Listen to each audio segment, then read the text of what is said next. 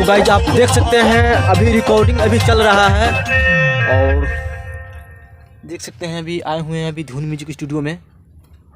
तो ये है इसमें जो सिंगर लोग गाते हैं और ये है कंट्रोल रूम है, आप देख सकते हैं कंट्रोल रूम है यहाँ पे।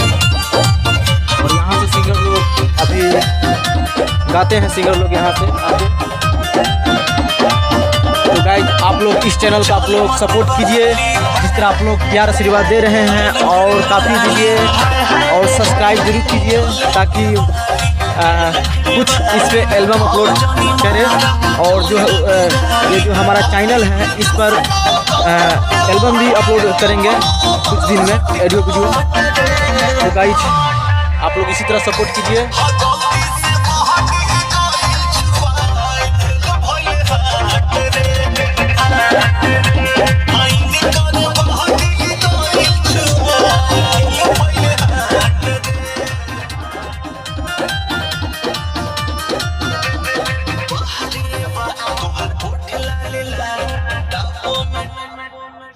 हेलो